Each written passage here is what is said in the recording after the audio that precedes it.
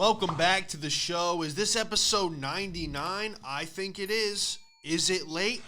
Absolutely. I had the episode done earlier this week, and the video didn't record. So I had the audio, no video. That's unacceptable. I caught it like 30 minutes in, and I just shut the episode off, unplugged everything. Basically felt like the little kid with the basketball. I just took my ball, and I went home. I was pissed. So then I scheduled a guest. Our schedules didn't line up on that day. So here we are 2 weeks later. And what a 2 weeks it has been, man. A lot of highs and a lot of lows. It's been wild, man. It's been a lot of, at least I'm funny. So many nights, I drive home with my buddy Nick Tillelli. Very funny comedian up in New York City. And we drive home like 40 minutes. This was before we moved into the actual city of New York. We lived in Long Island. There'd be so many nights where you drive home from doing 8 shows and 7 of them went horrible. You know, there's 6 people in the crowd. One of them's from Finland and 6 other ones are from South Africa. And they have no idea what the fuck you're talking about. They just did nothing translates or you know, like you get a parking ticket that you can't pay and you just go, well, at least I'm funny, you know, at least I got some jokes. So yeah, it's just been one of those weeks, man, where comedy, as lame as that sounds, has been like the thing that has kept me going. Last week I had my power off for 3 days, so I was gone pretty much all day except for the nighttime. You know, I'd come home from a show, and I'd have a flashlight by the door, and then I'd light a bunch of candles that my ex-girlfriend left. So I look like a Buddhist monk or like a ninja in training. Every shelf in the house, every surface had a candle on it, a little tea light. And yeah, I was just in monk mode, and I'm laying there in bed at 4 a.m, sweating my ass off. Dude, okay, so I'm on the 3rd floor, right? I have a breeze constantly coming through the windows, the back door. You barely need AC, right? The 3 days my power's off, 0 breeze. Not one fucking, not even a, just nothing, right? Just 90 degrees at night. Sweating my fucking ass off, dude. Laying there. But one of the YouTube videos, the stand-up clips I posted, got 500,000 views on TikTok and did a record on my YouTube, 70,000 views on YouTube, which was huge, man. And I'm just laying there sweating my ass off going, you know what? At least people like my jokes, you know? So it's just one of those weeks, man. I didn't even know if I wanted to share that with y'all, but, you know, sometimes you just, you know, I didn't have the $200 to pay my power bill last month, and then, or the months ago. You know, 150 turned into 300, 300 turned into 600, and then it turned into 800, and then 800 turned into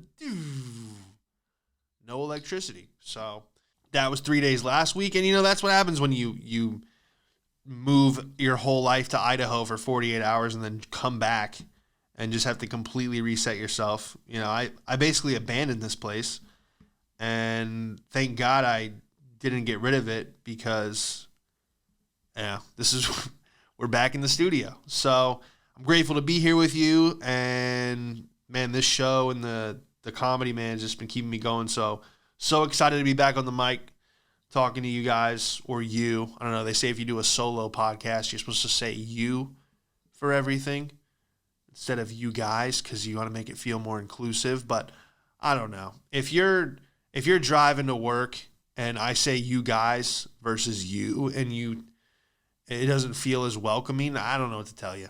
All right? It's you guys. It's you girls. It's you guys in Saudi Arabia. I mean, where were you guys the last 2 weeks? You could have flown me out to Saudi, and I would have done a show for a cool $1 million. You know, that's my rate.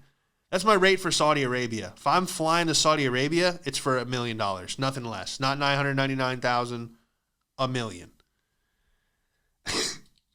Yeah, dude, we have Saudi fans on this show. They message me on Instagram all the time. Love the show. Love the episode. I'm like, hey, can you tell one of your Prince cousins to book me over there, I'll do an hour. I'll even bring some friends.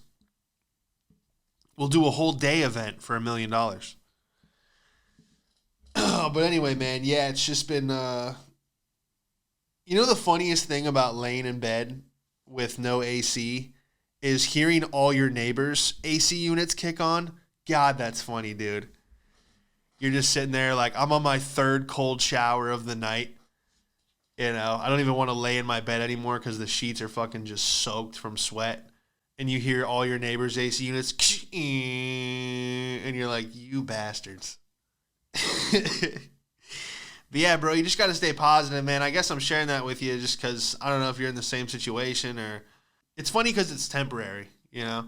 And I used to, when I was young, like 18, 19, and, you know, I'd be in a situation, you know, whether it be like financial or whatever, and it was just, you would kind of panic. And now I don't panic. I look at the situation and go, okay, what is the first step?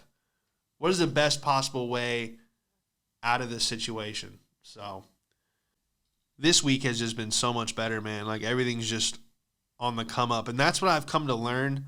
And, you know, maybe you can take this with you. But whenever I'm at a point where I'm like, fuck, man, I don't know if I can do another hour of this shit. Whenever I'm at the point where like my back is up against the wall and I just think like something good is about to happen. Like whenever I'm at the breaking point, that's the breakthrough, I feel, you know? Yeah, whenever you're at your breaking point, man, just know that something good's about to happen, dude, because, you know, and I've talked to people about this before, it's like, it's like you're never suicidal, like it never gets to that point, but it's at the point where you're like, I don't want to do any of this shit anymore, like, I don't want to do fucking anything, dude, like, I could just lay on the floor and do nothing, like, it's just almost like it's like crippling almost. But if you can just break through that, like, hey, I still have to do what I have to do. You know, I still have to keep going. I still have to go on stage.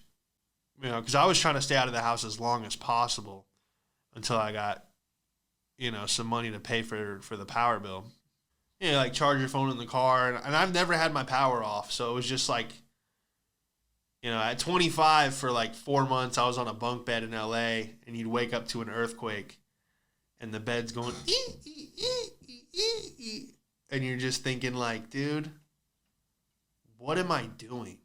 You know, you're 25 years old, you're on a bunk bed, you drive Uber, but you're in at the Laugh Factory. You know, you're doing shows at the Comedy Store. Things felt, you know, you're just like, this is the journey. But then it's like at 28 with your power off, you're like, fuck, man, am I like, is this shit gonna pay off, or is it just like a never-ending cycle of just dog shit? So it's just like all this stuff goes through your head, man, and like all you can think about is like, dude, I just want to do the podcast. I just want to do stand up, and then seeing the video just take off. You know, we were at 400 subscribers on YouTube 2 weeks ago. Now we're well into the 600s, and it's just like, man, like just keep moving, man, and good things are going to happen. So yeah, the last 2 weeks have been, you know, the highs were high and the lows were fucking low, but hey, I'm back in studio. We're back in this bitch like I left my keys, and well, I guess we were in studio earlier this week, but the audio recorded, the video didn't, and I just was like, you know what? I'll come back on Saturday, and we'll try again. So here we are. Did not plan on starting the episode like that, but that's that. Dude, what is this? Every episode, this chair gets squeakier and squeakier. We're on episode 99, and this chair is just squeak city. By episode 100, I'm probably going to lean back, and it's going to fall apart. But that's what happens when I assemble furniture. You know, if I order something online and it comes in a box, if it comes in multiple boxes, I'm like, God, dude, I wish you could just buy the chair assembled. Like, can I take the display model? Don't show me the display model and then send me it boxed into 3 pieces. That shit makes me so angry, dude. when I have to look at a picture of screws and figure out which screw is the right one.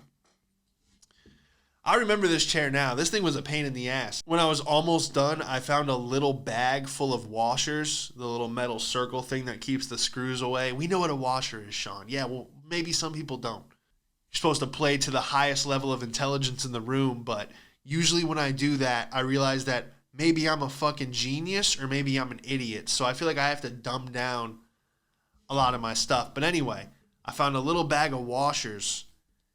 And I went, oh, dude, I didn't put a washer on any of these. So now it's just metal on metal. So that's probably why I got the squeak effect. I put together furniture like a carny that doesn't care anymore, that works at the state fair. My job is to assemble the Ferris wheel yet again. This is the last few fairs that we're setting up. And my job is to assemble the Ferris wheel. And I get to the very last bolt and I go, shit, I didn't put the spacers on any of these, and rather than take the whole Ferris wheel apart and do it again, I just screw the last screw in, and that's how you end up with a squeaky ass chair.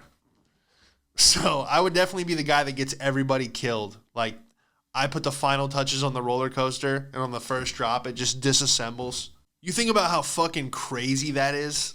Machines that are designed to pick people up and flip them upside down are assembled by someone who you wouldn't let watch your kids.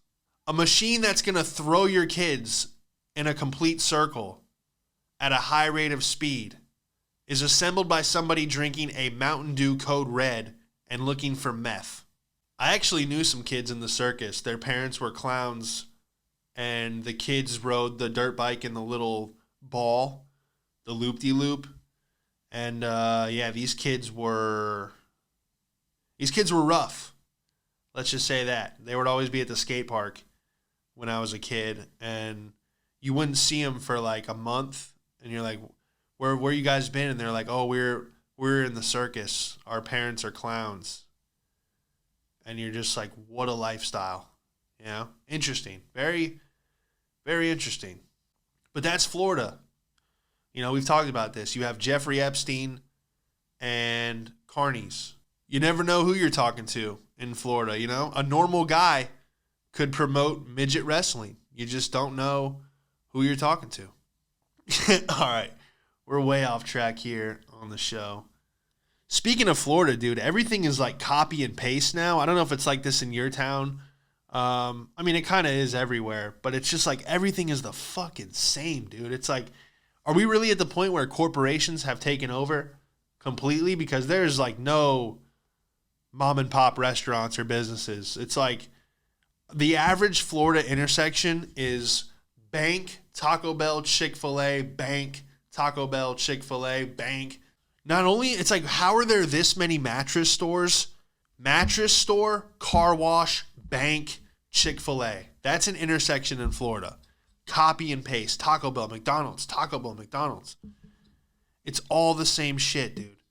Or a Wawa, which I actually like Wawa. You know, at first I didn't like Wawa. I was like, these fucking corporate gas stations, they're taking over. Pretty soon it's just going to be nothing but Wawas. And then I'm like, you know what? That's fine. I am totally fine with a gas station monopoly if it's Wawa. You know why? Because I appreciate a gas station that has a nice bathroom. That's what a gas station is to me. Gas, bathroom, water, snack.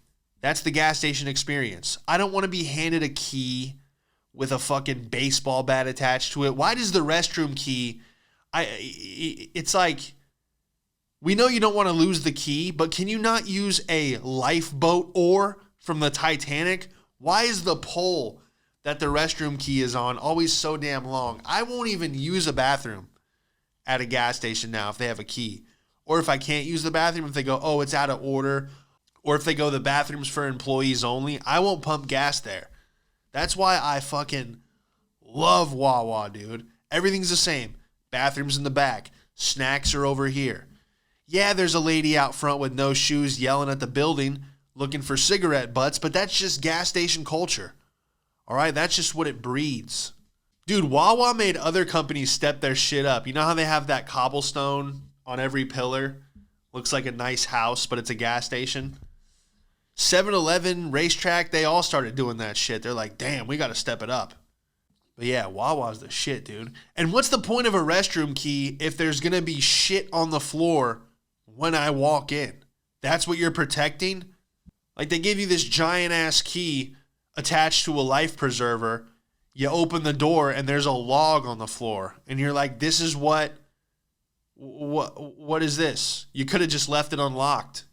I remember I was probably like 8 years old. I went into one of those gas station bathrooms, and there was a Playboy magazine open on the floor of the bathroom, and I just remembered staring. I don't even think I used the bathroom. I think I just looked straight down for 3.5 minutes and then ran out. And the rest of the road trip, I was just like a Vietnam vet, just with the 1,000-yard stare. You know, someone would be talking to me, but I'd just be looking through them because I'm just thinking of tits. I'm like, what did I just witness? Dude, if you're 8 years old and you see a vagina, you're like, whoa. I thought everybody had what I had. What is that thing? Why is hers missing? You have so many questions, but you don't want to ask because it's a naked woman. You feel like you'll get in trouble or something. It wasn't my Playboy magazine. Some trucker. Yeah, dude. I just don't like when people put the Wawa food on a pedestal. That's kind of... I was talking to somebody the other day. They're like, oh, Wawa has the best food. And I'm like, let's relax. Where else are you eating that Wawa has the best food? Wawa food's the best? Yeah. Would you take a girl there on the first date? I know some people have. That's hilarious, dude. That is actually legendary. First date, Wawa. She's like, where are we going to go? You're like, meet me at the Wawa. She's like, is that a French restaurant? You're like, no, but it does have outdoor seating. If you're lucky enough, a Dodge Ram will back into a parking space while we're eating outside, and we'll be able to inhale diesel fumes. Because nothing makes a chicken salad sandwich taste better than diesel fuel. Wawa has the best food. What are you eating? That Wawa is 5-star gourmet. It's gas station food. Don't get me wrong, I've eaten there. But if you're ordering food next to an ATM and a crackhead, it's probably not a great restaurant. I opened TikTok today and there was an ASMR video. Freaked me the hell out, dude. I don't know if you've seen the ASMR. I don't know what it stands for. But it's just people whisper into the mic and they tap their little fingers and they ASMR. ASMR. Dude, that shit is terrifying. If I was a prisoner of war and they were trying to get me to talk, all it would take was for them to bring some ASMR person in there. I would snitch immediately. They're like, if you don't tell us where your squad is, we're going to remove your teeth with pliers. And I'm like, fuck you, I'll never tell you where they are. You know, they put a cigarette out on your neck. They're like, tss. You're like, fuck you, I ain't going to say shit. And then they go, oh yeah? And they bring someone in that was like, ASMR. I'd be like, they're in the fucking mountains. They're in the mountains. I'll give you the coordinates. Make it stop.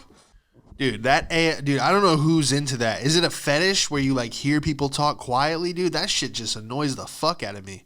You ever had the kid behind you in like English class try to whisper to you? You're like, dude, get the hell out of my ear.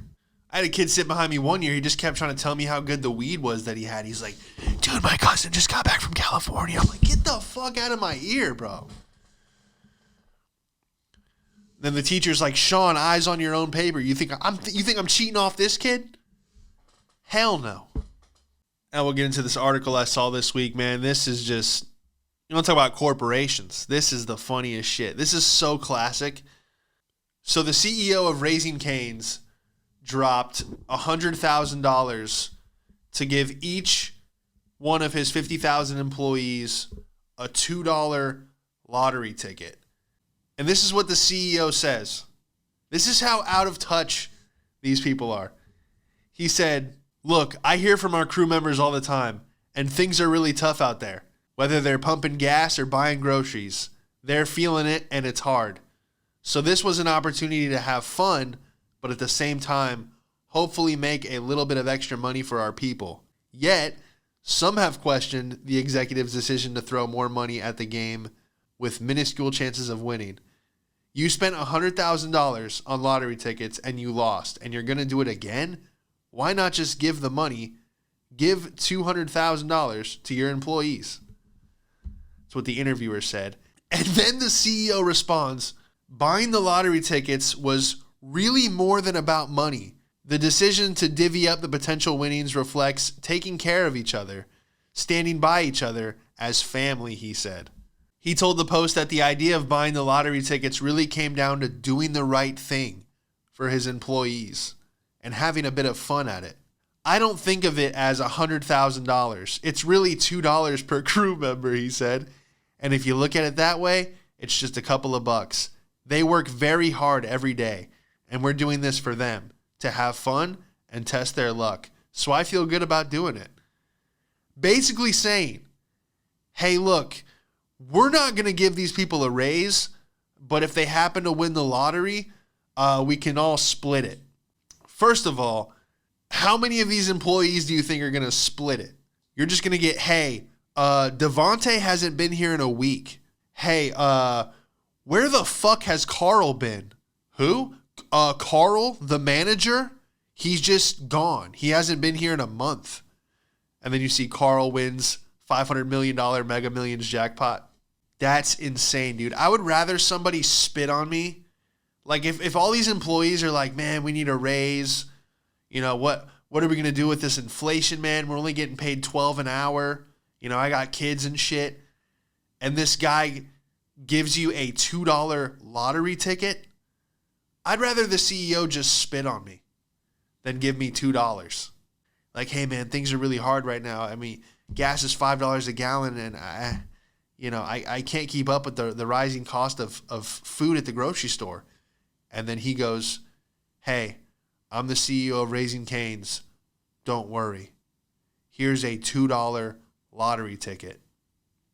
I would rather him go, hey, I'm the CEO of Raising Cane's. I'd go, hey, thank you for that. That felt a lot better than a $2 lottery ticket. I mean, good God, dude. It's hard to, there is the argument of like, well, the CEO, it's a really important position. They should get paid a lot more, this and that. But it's like when you just go out of your way to say, fuck you. Guys, the guy just dropped $200,000 like it was nothing. How about everyone gets a $2 raise an hour? Oh, no. That's cutting into the margins of our chicken.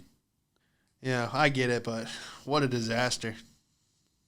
And we'll leave it right there. Thanks for listening. Appreciate you guys coming back week after week, telling a friend about it.